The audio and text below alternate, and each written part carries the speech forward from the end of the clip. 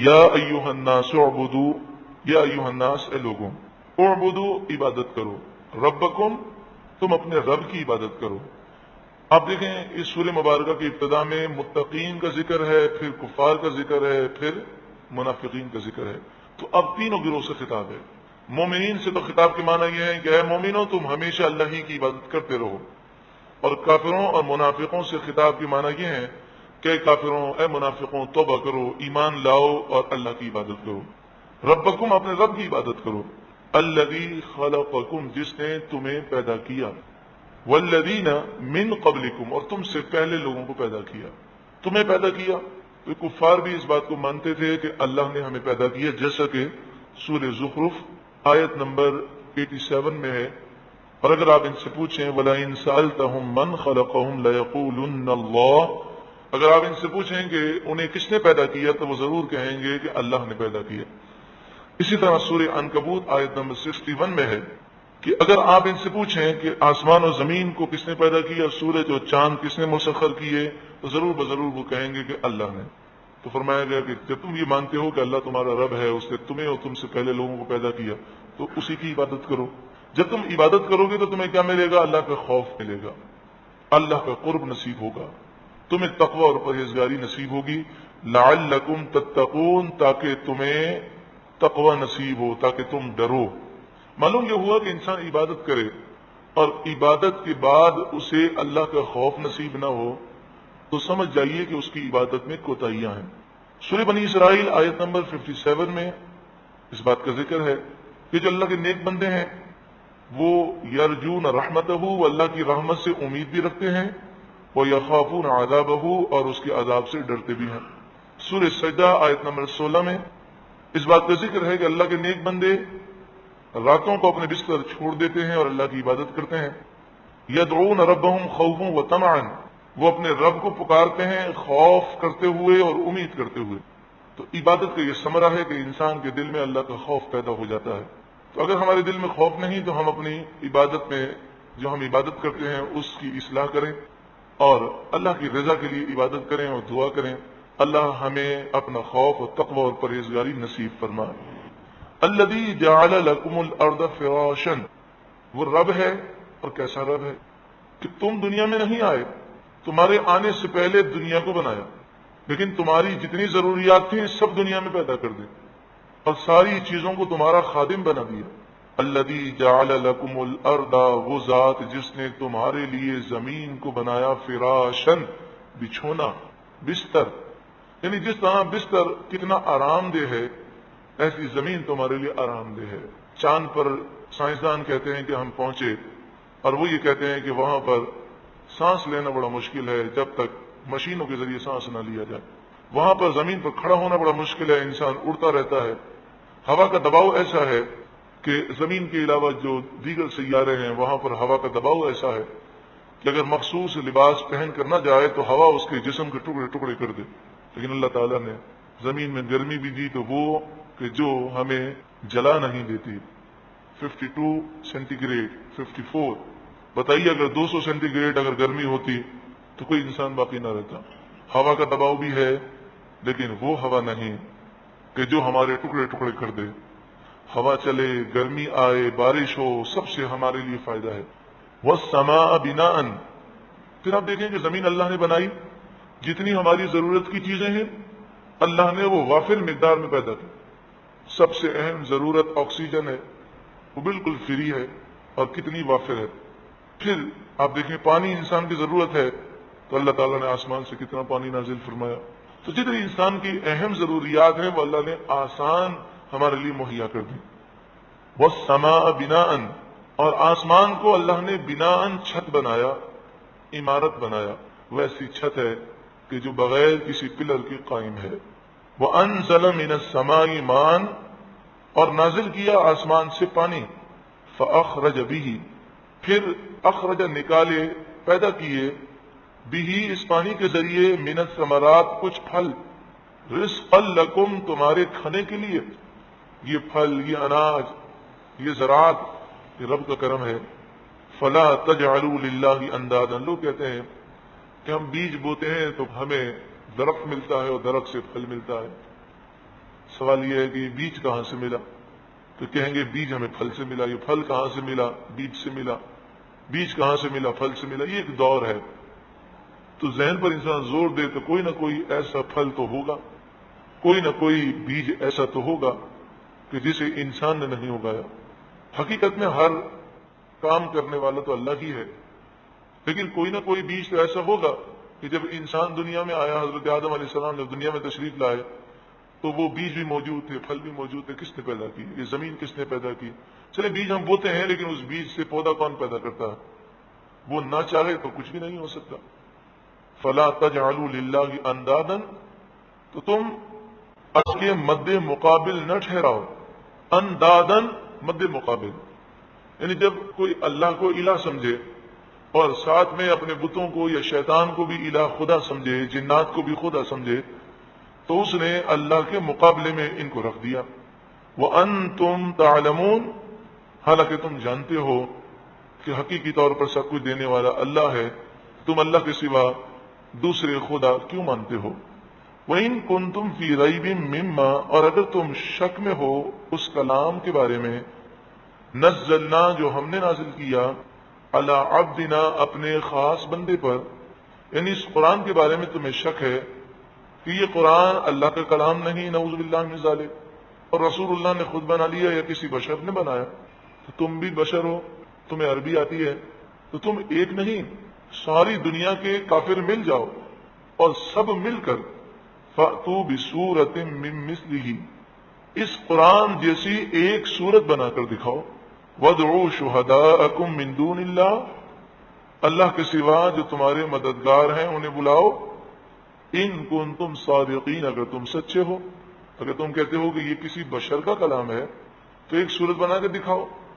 فَإِن لَّمْ تَفْعَلُوا، پھر اگر نہ بنا سکو، وَلَن تَفْعَلُوا، اور تم کبھی نہیں بنا سکو گے، فَاتَّقُوا النَّارَ، تو جھوٹ بولو مت، ایمان لے آؤ، پھر تم ڈرو اس آگ سے، التی، وہ آگ، وقودها الناس والحجارہ، جس کا ایندھن لوگ ہیں اور پتھر ہیں، اعدت للکافرین، جو کافروں کے لیے تیار کی گئی ہے. مختصراً یہ کہ سورہ اسراء، سورہ بنی اسرائیل آیت نمبر 88 میں کافروں کو یہ چیلنج کیا گیا کہ اگر یہ قرآن بشر کا کلام ہے تو اس قرآن جیسا قرآن بنا کے دکھاؤ. وہ اس چیلنج کا جواب نہ دے سکے. سورہ ہود آیت نمبر 13 میں پھر فرمایا گیا فَأْتُوا بِعَشْرِ سُوَرٍ مِثْلِهِ، تو تم 10 صورتیں لے آؤ. وہ 10 صورتیں بھی نہ بنا سکے. تو سورہ یونس آیت نمبر 38 میں فرمایا گیا فَأْتُوا بِسُورَةٍ مِثْلِهِ، ایک صورت بنا کے دکھاؤ. وہ ایک صورت بھی نہ بنا سکے. تو سورہ طور آیت نمبر 34 میں فرمایا گیا فَلْيَأْتُوا بِحَدِيثٍ مِثْلِهِ، اس قرآن جیسی ایک آیت بنا کر دکھاؤ. وہ نہ ایک آیت بنا سکے نہ قیامت تک بنا سکیں گے. دوسری بات یہ کہ یہاں پر یہ بتایا گیا کہ جہنم کا ایندھن لوگ بھی ہیں اور پتھر بھی ہیں. تو یہ پتھر کون سے پتھر ہوں گے؟ تو ایک قول تو یہ ہے کہ جہنم کے اندر جس طرح آپ جانتے ہیں کوئی پیٹرول یا کوئی ایندھن اس میں ڈالا جاتا ہے، تو اللہ رب العالمین نے جہنم کی آگ کو جلانے کے لیے، یہاں روشن لفظ جو ہے وہ صحیح نہیں ہے، کیونکہ جہنم کی جو آگ ہے وہ کالی ہے، کیونکہ اسے جلایا گیا یہاں تک کہ وہ کالی ہو گئی، اب اس کے اندر روشنی نہیں ہے. تو یوں ویسے آگ جلائی جائے تو ہم کہتے ہیں آگ روشن کی گئی، لیکن جہنم کی آگ جلائی گئی. تو جہنم کی آگ جو جل رہی ہے، تو بعض مفسرین نے کہا کہ اس میں گندک کے پتھر ہیں جو ایندھن ہیں جہنم کی آگ کے. یہ قول بھی ہے، اور دوسرا قول یہ بھی ہے کہ اس کے علاوہ وہ پتھر بھی ہوں گے کہ جن پتھروں کو مشرکین خدا سمجھ کر پوجتے تھے، ان کے جھوٹے خدا، وہ جہنم میں جلیں گے. تو جھوٹے خداؤں کا قصور کیا ہے؟ تو کہا کہ یہ قصور تو ان کا کچھ بھی نہیں، کیونکہ ان پتھروں نے تو نہیں کہا تھا کہ ہمیں خدا سمجھو، لیکن ان کے جھوٹے خداؤں کو اس لیے جلایا جائے گا تاکہ ان مشرکین کو عبرت حاصل ہو، انہیں تکلیف ہو، کیونکہ یہ ان جھوٹے خداؤں سے محبت کرتے تھے، تو انہیں جلتا وہ دیکھیں گے تو انہیں تکلیف ہوگی، تو انہیں تکلیف دینے کے لیے اسے جلایا جائے گا اور ان پتھروں کو کوئی تکلیف نہ ہوگی. اللہ رب العالمین نور قرآن سے ہم سب کو روشن و منور فرمائے. وَبَشِّرِ الَّذِينَ آمَنُوا، اور آپ خوشخبری سنا دیجیے. وَمَنِ، اور بشر خوشخبری سنائیے. الذین لوگوں کو آمنوا جو ایمان لائے، وہ عملوا اور عمل کیے انہوں نے، الصالحات اچھے۔ اب ایک چیز دیکھیں، آمنو میں بھی آخر میں واو ہے اور عملوا میں بھی آخر میں واو ہے، یہ جمع کے لیے ہے۔ یہ باتیں اس لیے آپ کو بتائی جاتی ہیں تاکہ مزید ہمیں قرآن کا ذوق و شوق نصیب ہو۔ آمنو وہ ایمان لائے، وعملوا اور انہوں نے عمل کیے، الصالحات اچھے، ان لہم بے شک ان کے لیے، جنات جنتیں ہیں، باغات ہیں، تجری بہتی ہیں، من تحتها ان باغات کے نیچے سے، الانہار نہریں۔ انہار یہ نہر کی جمع ہے اور یہ لفظ اردو میں بھی استعمال ہوتا ہے۔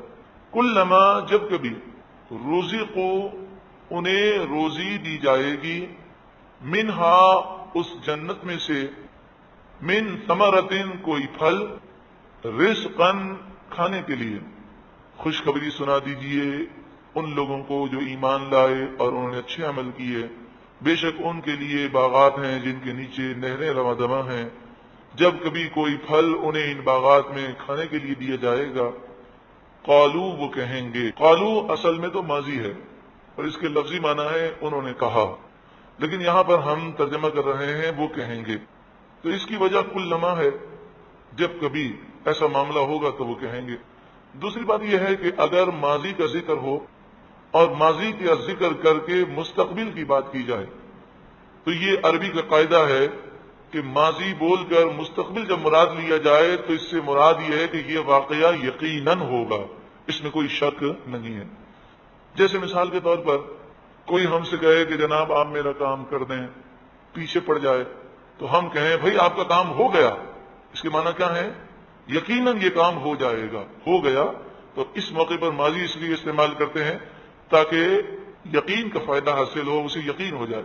قالو وہ کہیں گے، ھذا الذی یہ تو وہی ہے، رزقنا من قبل جو اس سے پہلے ہمیں دیا گیا، یا تو اس سے مراد جنت کے پھل ہیں کہ جنت کے پھل جو اس سے پہلے ملے اور پھر بعد میں جو ملے، دونوں شکل میں تو ایک ہی ہوں گے لیکن ذائقے میں فرق ہوگا، اور ہر نعمت میں اضافہ ہی ہوتا جائے گا جنت میں، ہر لقمے پر نیا ذائقہ جو پہلے ذائقے سے زیادہ اچھا۔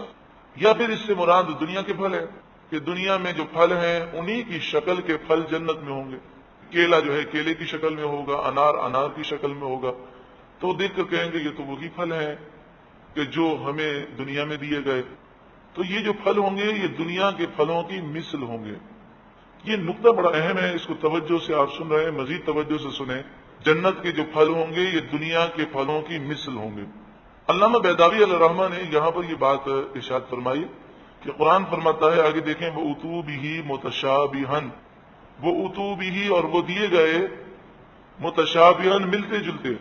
تو علامہ بیضاوی علیہ الرحمہ تفسیر بیضاوی میں فرماتے ہیں ملتے جلتے سے مراد یہ ہے کہ جنت کے پھل دنیا کے پھلوں کے مثل ہوں گے۔ پھر فرماتے ہیں مثل جو ہے اس کی ایک قسم یہ ہوتی ہے کہ مثل سوری اور ایک ہے مثل حقیقی، یعنی کوئی چیز شکل و صورت میں تو اس کی کاپی لگتی ہو، اس سے مشابہت ہو، لیکن حقیقت کچھ اور ہو، اتنا بڑا فرق ہو کہ وہ ایک نہ ہو سکے، تو اسے مثل سوری کہتے ہیں کہ صورتاً مثل ہے۔ اور مثل حقیقی کسے کہتے ہیں کہ جیسے آپ ایک سیب دنیا میں اٹھائیں، اسے کھائیں، پھر دوسرا سیب اٹھائیں تو ایک سیب دوسرے سیب کا مثل حقیقی ہے۔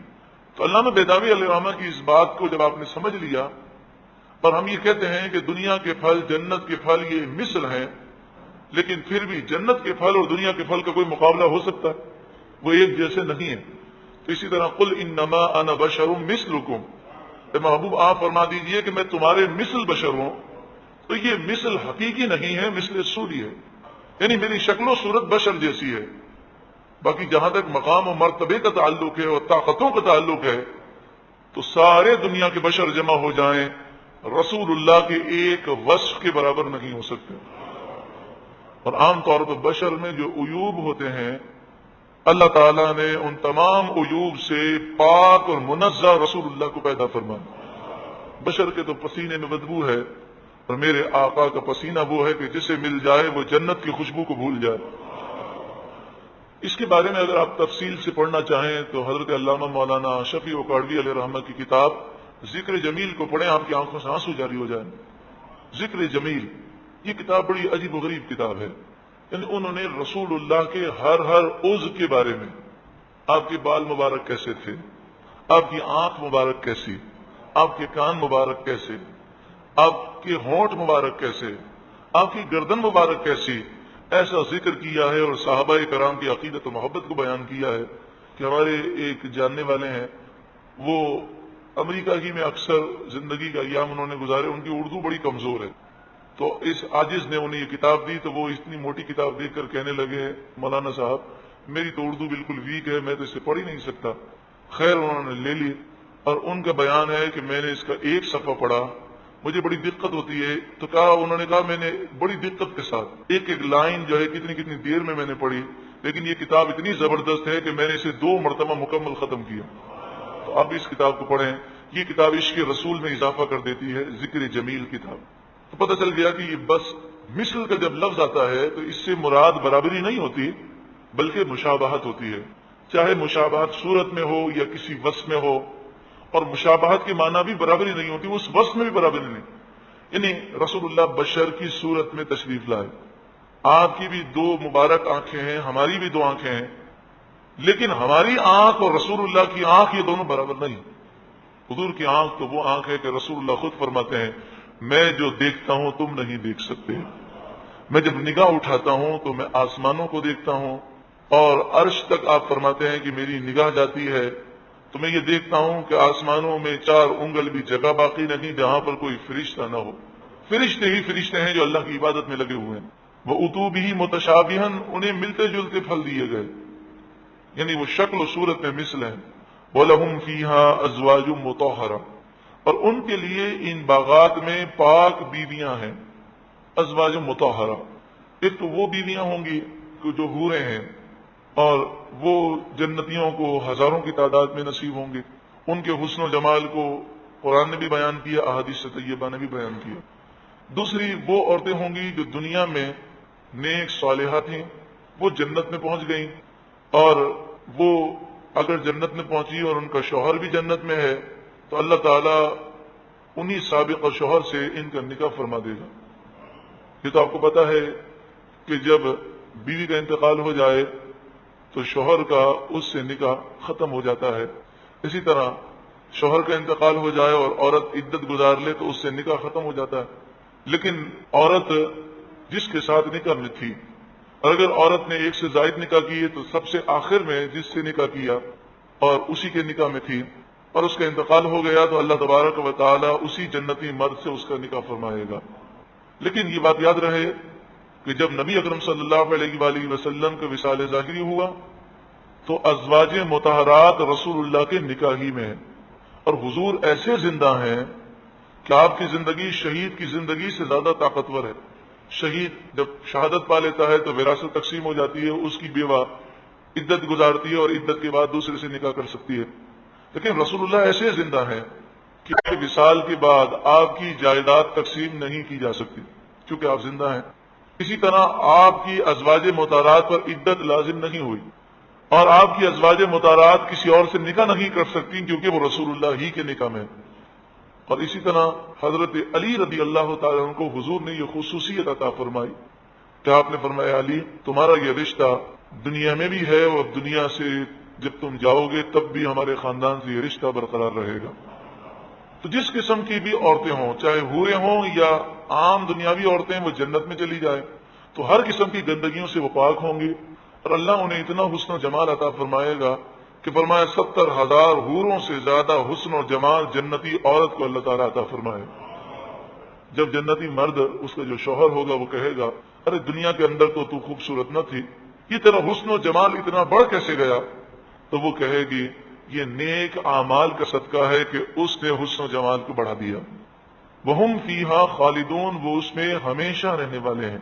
بخاری شریف کتاب التفسیر میں تفسیر الف لام میم سجدہ میں ہے، رسول اللہ صلی اللہ علیہ وآلہ وسلم نے ارشاد فرمایا ما لا عین رأت ولا اذن سمعت ولا خطر على قلب بشر، جنت میں ایسی نعمتیں ہیں کہ جو نہ کسی آنکھ نے دیکھی، نہ کسی کان نے سنی، اور نہ ہی کسی بشر کے دل میں اس کا خیال گزرا۔ بخاری شریف کتاب الرقاق اور مسلم شریف کتاب الجنت میں ہے کہ جب جنتی جنت میں چلے جائیں گے اور جہنمی جہنم میں، تو فرشتہ ندا کرے گا، اے جہنمیوں تم ہمیشہ اب جہنم میں رہو، یعنی جب جہنم میں صرف کافر باقی رہیں گے، اور اے جنتیوں اب تم ہمیشہ جنت میں رہو، اس لیے کہ اب تمہیں موت نہیں ہے، وہم فیہا خالدون، وہ اس میں ہمیشہ رہیں گے۔ ہمیشہ کا ذکر کیوں کیا گیا؟ دنیا کے اندر کوئی نعمت ملے اور ہمیں کہا جائے کہ یہ نعمت صرف ایک دن کے لیے ہے تو ہمیں کوئی خوشی نہیں ہوتی۔ مثلا کسی کو کہا جائے یہ بنگلہ آپ کو دیا جا رہا ہے ایک دن کے لیے، ایک دن کے بعد آپ کو اس سے نکال دیا جائے گا، تو انسان کو وہ خوشی نہیں حاصل ہوتی۔ یہ تو ہماری غفلتیں ہیں، ورنہ در حقیقت انسان یہ تصور کرے کہ دنیا میں آئے ہیں اور ہمیشہ کے لیے نہیں، موت ہم سے سب چھین لے گی تو دنیا کی لذتیں ختم ہو جاتی ہیں۔ تو جنت میں غم نہیں، جنت میں رنج نہیں، اس لیے جنت میں جو جائے گا اسے خوشخبری سنائی جائے گی، اب تمہیں ہمیشہ ہمیشہ جنت میں رہنا ہے۔ جنت وہ واحد جگہ ہے کہ جہاں پر کوئی غم نہیں، کوئی لڑائی جھگڑا نہیں، کوئی نفرتیں نہیں، کوئی پریشانی نہیں، کوئی ٹینشن نہیں۔ جو انسان خواہش کرے گا اللہ تعالیٰ اس کی خواہش پوری فرما دے گا۔ جنت میں کوئی بے حیائی کا یا گناہ کا خیال نہیں آئے گا۔ جب اللہ تبارک و تعالیٰ نے منافقوں کی مثالیں بیان کی، اور اسی طرح سورہ عنکبوت آیت نمبر 41 میں مکڑی اور مکڑی کے جال کا ذکر کیا گیا، اور سورہ حج آیت نمبر 73 میں مکھی کا ذکر کیا گیا، اور یہ بتایا گیا کہ یہ بے جان پتھر، یہ بت اتنے عاجز ہیں کہ اگر مکھی ان کے اوپر لگی ہوئی کوئی چیز ہو اور وہ اٹھا کر چلی جائے تو یہ مل کر بھی اس مکھی سے وہ چیز چھین نہیں سکتے۔ تو مکھی کی مثال بیان کی گئی، تو کافروں نے کہا کہ اگر اللہ کا یہ کلام ہے تو اللہ کی شان تو بہت بلند و بالا ہے، تو کبھی وہ مکھی کی مثال بیان فرماتا ہے، کبھی مکڑی کی، اور کبھی بارش کی مثال، تو کبھی آگ جلانے کی مثال۔ تو یہ اللہ کا کلام ہوتا تو چھوٹی چھوٹی مثالیں بیان نہ کی جاتی۔ تو یہ ان کی نادانی ہے، کیونکہ مثال جو ہے بیان کرنے والے کی شان کے مطابق نہیں ہوتی، مثال تو سمجھنے والے کی صلاحیت کے مطابق ہوتی ہے۔ منٹیسری کے بچے کو سمجھانے کے لیے جو مثال دی جائے گی وہ آسان ہوگی، اور پی ایچ ڈی کے طالب علم کو سمجھانے کے لیے جو مثال دی جائے گی وہ دوسری ہوگی۔ تو مثال پڑھانے والے کی شان کے مطابق نہیں ہوتی، بلکہ جو سمجھ رہا ہے اس کی سمجھ کے مطابق ہوتی۔ اور یہ بہت فصیح و بلیغ کلام ہے کہ مثال چھوٹی دی جائے، مثال سے بہت بڑی چیز سمجھا دی جائے۔ تو اس میں کوئی بھی ایسی بات نہ تھی، لیکن یہ ضد تھی ان کی، اور یہ ان باتوں کو سمجھتے تھے، یہ جان بوجھ کر ایسی باتیں کہتے تھے۔ ارشاد فرمایا ان اللہ، بے شک اللہ تعالی، لا یستحیی، وہ نہیں حیا فرماتا، ان یضرب مثلا، یہ کہ وہ مثال بیان کرے، ما بعودتن، چاہے وہ مچھر کی مثال ہو، فما فوقہا، یا اس کے اوپر مثال ہو۔ اللہ تعالیٰ مثال بیان کرنے سے حیا نہیں فرماتا، مطلب یہ کہ تمہاری باتوں کی اللہ کو کوئی پرواہ نہیں، اللہ مثال ضرور بیان کرے گا، کیونکہ مثال کا مقصود ہے، مثال کی جو حکمت ہے وہ یہ ہے کہ لوگوں کو بات سمجھ میں آ جائے، چاہے مچھر کی مثال ہو چاہے اس کے اوپر کی مثال ہو۔ مچھر کا ذکر کیوں کیا گیا؟ حالانکہ قرآن پاک میں کہیں بھی مچھر کی مثال تو نہیں بیان کی گئی، تو اس سے مراد یہ ہے کہ مکھی اور مکڑی کی مثال بیان کی گئی، تو اس سے بھی چھوٹا ہے مچھر، تو اللہ اس سے چھوٹی مثال بھی بیان فرمائے گا اور اس سے بڑی مثال بھی بیان فرمائے گا۔ وہ مثال ضرور بیان فرمائے گا لوگوں کو سمجھانے کے لیے۔ فما فوقہا کے دو معنی ہیں، ایک تو ہے مچھر سے بڑی مثال، اور ایک معنی ہے مچھر کے اوپر۔ تو مچھر کے اوپر پر ہوتا ہے، مچھر کے اوپر کیا ہوتا ہے؟ پر۔ تو مراد یہ ہے کہ مچھر کے پر کے برابر مثال ہو، یا مچھر کے اوپر مٹی کا ایک باریک ذرہ ہوتا ہے، تو وہ باریک ذرہ جو مچھر کے اوپر ہے اللہ اس کی مثال بیان فرمائے، تو یہ اس کی شان کے خلاف نہیں، کیونکہ مثال سے مقصود جو ہے وہ آپ کو سمجھا دیا گیا۔ فَأَمَّا الَّذِينَ آمَنُوا، پس بہرحال وہ لوگ جو ایمان لائے، فَيَعْلَمُونَ، پس وہ خوب جانتے ہیں، أَنَّهُ الْحَقُّ مِنْ رَبِّهِمْ، بے شک یہ مثال کا بیان کرنا ان کے رب کی طرف سے حق ہے۔ وَأَمَّا الَّذِينَ كَفَرُوا، اور بہرحال وہ لوگ جنہوں نے کفر کیا، فَيَقُولُونَ، پس وہ کہتے ہیں، مَاذَا أَرَادَ اللَّهُ، کیا ارادہ کیا اللہ نے، بِهَذَا مثلاً، اس مثال کے ذریعے، اس مثال کو بیان کر کے اللہ کی مراد کیا ہے، یہ مثال کیوں بیان کی اللہ نے؟ یضل بہ کثیرا، اللہ تعالیٰ اس مثال کے ذریعے بہت ساروں کو گمراہ فرماتا ہے۔ علامہ قرطبی تفسیر قرطبی میں فرماتے ہیں الضلال اصلہ الہلاک، ضلال کے اصلی لغوی معنی ہے ہلاک کرنا۔ یضل بہ کثیرا، اللہ تعالیٰ اس مثال کے ذریعے بہت ساروں کو ہلاک فرماتا ہے، برباد فرماتا ہے۔ ویہدی بہ کثیرا، اور اس مثال کے ذریعے بہت ساروں کو ہدایت دیتا ہے۔ وما یضل بہ الا الفاسقین، اور اس مثال کے ذریعے وہ ہلاک نہیں فرماتا، گمراہ نہیں کرتا، مگر صرف ان لوگوں کو جو فاسق ہیں۔ فسق کسے کہتے ہیں؟ تو علامہ قرطبی فرماتے ہیں الفسق الخروج من طاعت اللہ، اللہ کی عبادت سے باہر نکل جانا، یعنی گناہ کرنا، اللہ کی نافرمانی کرنا، یہ فسق ہے۔ تو اللہ ہلاک فرماتا ہے فاسقوں کو۔ فاسق کون لوگ ہیں؟ الذین ینقضون عہد اللہ من بعد میثاقہ، یہ وہ لوگ ہیں جو اللہ کے عہد کو توڑتے ہیں اس کے پختہ کر لینے کے بعد، قسمیں کھاتے ہیں، اللہ سے وعدے کرتے ہیں۔ اور یہ عہد کون سا عہد ہے؟ تو فرمایا کہ ایک تو وہ عہد ہے جو سورہ اعراف کی آیت نمبر 172 میں، کہ جس میں اللہ تعالیٰ نے روحوں کو جمع کیا اور فرمایا الست بربکم، کیا میں تمہارا رب نہیں ہوں؟ قالوا بلا، وہ ساری روحیں بولی ہاں کیوں نہیں، شہدنا، ہم نے گواہی دی، یعنی سب نے یہ عہد کیا تھا کہ اللہ ہمارا رب ہے، ہم اسی کی فرما برداری کریں گے۔ تو یہ نافرمان لوگ اس عہد سے پھر گئے۔ دوسرا سورہ آل عمران آیت نمبر 187 میں ہے کہ اہل کتاب سے یہ عہد لیا گیا تھا کہ وہ اللہ کے حکم کی فرما برداری کریں اور کتاب کی باتیں کسی سے چھپائے نہیں بلکہ لوگوں تک پہنچائیں۔ فَنَبَذُوهُ وَرَاءَ ظُهُورِهِمْ، تو انہوں نے اس عہد کو اپنی پیٹھ کے پیچھے پھینک دیا۔ وَيَقْطَعُونَ مَا أَمَرَ اللَّهُ بِهِ أَن يُوصَلَ، اور جس چیز کے ملانے کا اللہ نے حکم دیا وہ اسے کاٹتے ہیں۔ یقطعون مانے کاٹتے ہیں، امر اللہ، اللہ نے حکم دیا، ان یوصل، یہ کہ ملایا جائے، جس چیز کو ملانے کا اللہ نے حکم دیا وہ کاٹتے ہیں۔ تو اللہ تعالیٰ نے ایمان لانے کا حکم دیا، رسولوں کو ماننے کا حکم دیا، رشتہ داری نبھانے کا حکم دیا، یہ ظالم لوگ ان تمام چیزوں کو کاٹتے ہیں۔ وَيُفْسِدُونَ فِي الْأَرْضِ، اور وہ زمین میں فساد کرتے ہیں، ظلم و ستم کرتے ہیں۔ بتائیے کہ جو اللہ کے عہد کو توڑ دے، جو جس چیز کے ملانے کا حکم ہے اسے کاٹے اور ظلم و ستم کا بازار گرم کرے، تو ایسا شخص ہلاک ہونے کے قابل ہے کہ نہیں؟ اس لیے فرمایا اللہ تعالیٰ انہیں گمراہ فرماتا ہے، یعنی انہیں ہلاک فرماتا ہے۔ اولئک هم الخاسرون، یہی لوگ نقصان اٹھانے والے ہیں۔ الخاسرون، نقصان اٹھانے والے۔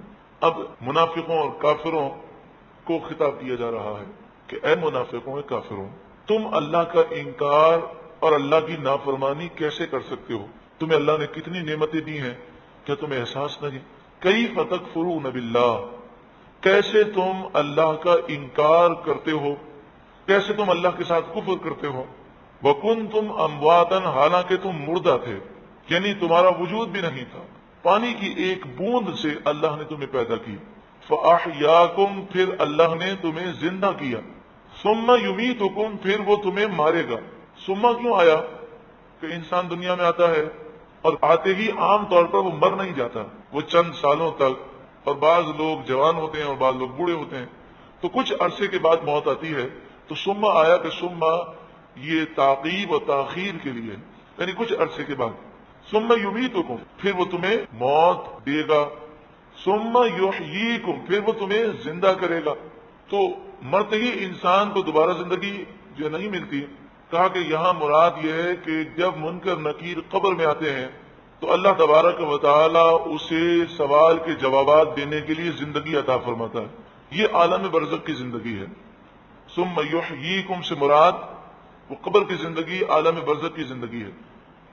ثم، اب ثم جو ہے یہ بھی دوبارہ تعقیب اور تاخیر کے لیے، یعنی قبر کی زندگی کے بعد جب پہلی صورت پھونکی جائے گی، سب مر جائیں گے، پھر 40 سال کے بعد تقریباً، اور اللہ اس کی اصل مقدار کو جانتا ہے، پھر دوسری صورت پھونکی جائے گی اور سب قبروں سے نکلیں گے۔ تو یہ سما جو یہ بتاتا ہے کہ دو سوروں کے درمیان اور قبر میں جانے کے بعد دوبارہ نکلنے میں یہ فاصلہ ہے، تاخیر ہے۔ ثم، پھر الیہ اللہ ہی کی طرف ترجعون تم لوٹائے جاؤ گے۔ بعض لوگوں نے کہا کہ ثم یحییکم سے مراد قیامت کی زندگی ہے اور وہ قبر کی زندگی کا انکار کرتے ہیں، تو وہ کہتے ہیں کہ ثم یحییکم سے مراد قیامت کی زندگی ہے جب لوگ قبروں سے اٹھیں گے اور اٹھ کر اللہ کے دربار میں جائیں گے۔ تو مسئلہ یہ ہے کہ پھر ثم نہیں آ سکتا، کیونکہ ثم تاخیر کے لیے آتا ہے، اور جب لوگ قبروں سے نکلیں گے تو فوراً اللہ کے دربار میں جائیں گے۔ اور قرآن مجید فرقان حمید میں جگہ جگہ ہے کہ اسرافیل علیہ السلام جب بلائیں گے تو قبر سے نکلنے والے اس طرح دوڑ کر جائیں گے جیسے تیر نشانی کی طرف دوڑتا ہے، کوئی انکار نہیں کر سکے گا۔ تو یہ سما بتاتا یہ ہے کہ یہ قبر کی زندگی ہے، اور اس کے کچھ عرصے کے بعد پھر قیامت کی زندگی ہے جس میں اللہ کے دربار میں جانا ہے۔ جو قبر کے ثواب اور عذاب کا انکار کرے وہ گمراہ ہے، کیونکہ احادیث طیبہ میں واضح طور پر قبر کے ثواب کا بھی ذکر ہے اور عذاب کا بھی ذکر ہے۔ جو داڑھی منڈے اور خشخشی داڑھی والے، ننگے سر والے، پینٹ شرٹ والے، ٹائی والے، یہ جدید قسم کے جو اسکالر بنے ہوئے ہیں، یہ قبر کی زندگی کا انکار کرتے ہیں۔ یہ منکر نکیر کے سوالات جوابات کا بھی انکار کرتے ہیں، قبر کے عذاب کا بھی انکار کرتے ہیں، کیونکہ یہ احادیث طیبہ میں ہیں اور یہ حدیث کے منکر لوگ ہیں۔ اللہ تعالیٰ ان کی گمراہیوں سے مسلمانوں کو محفوظ فرمائے۔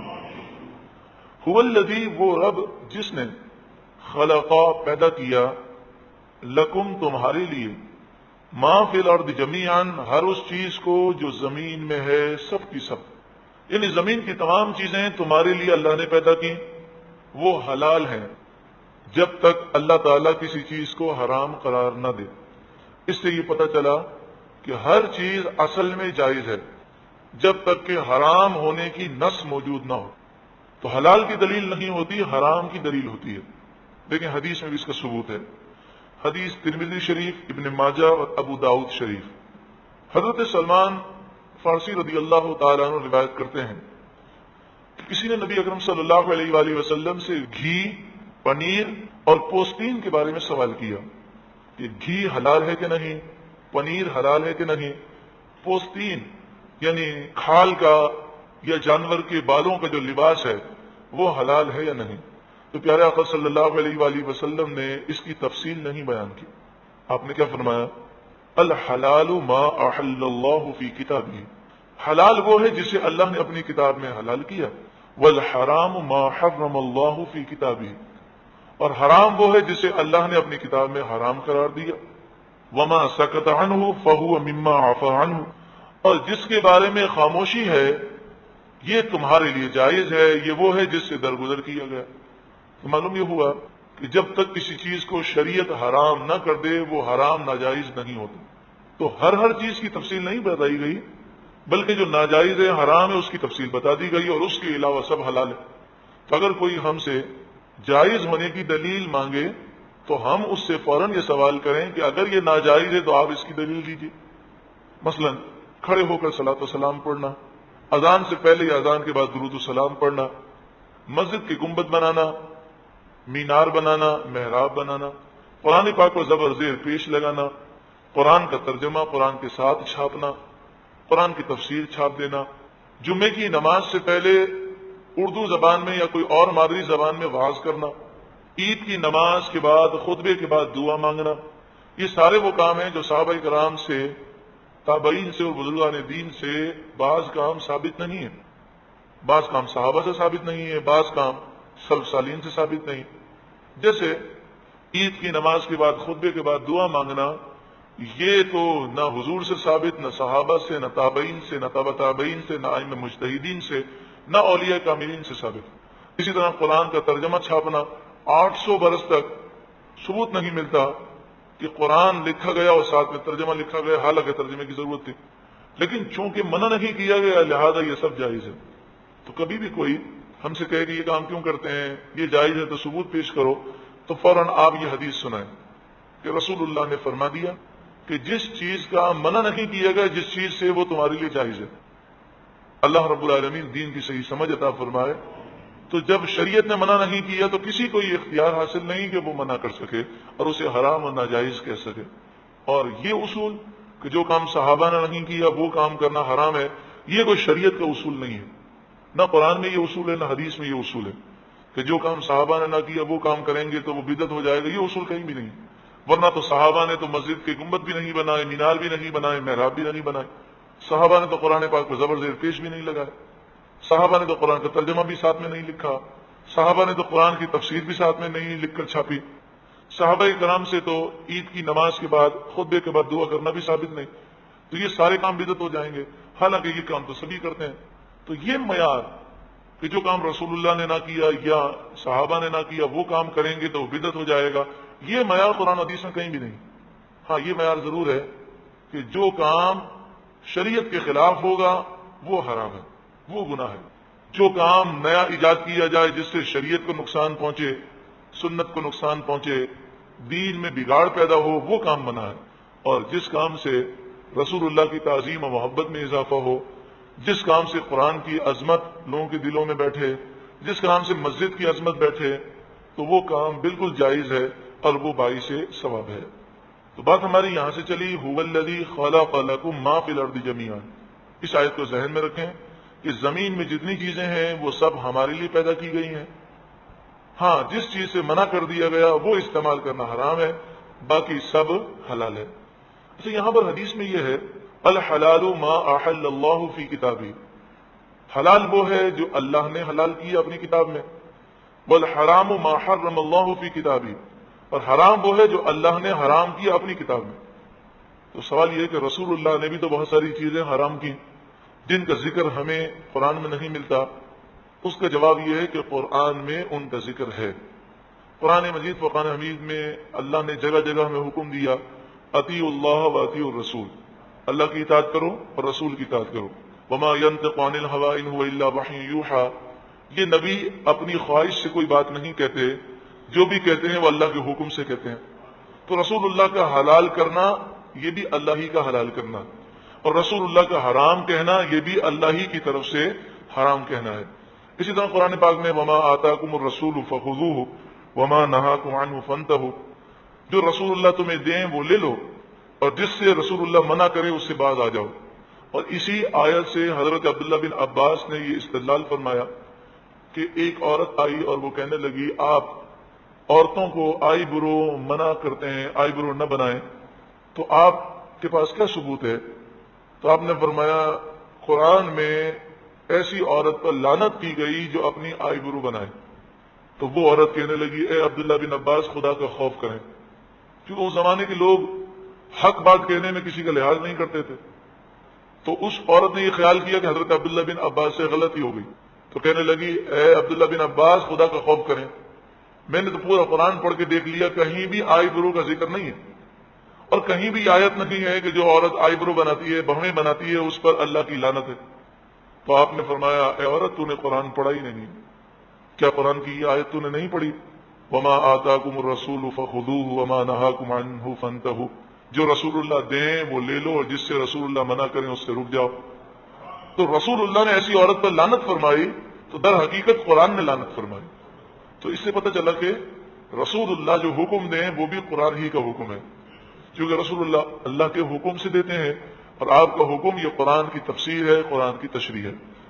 ارشاد فرمایا ثم استوى الى السماء، پھر آسمان کی طرف ارادہ کیا اللہ نے۔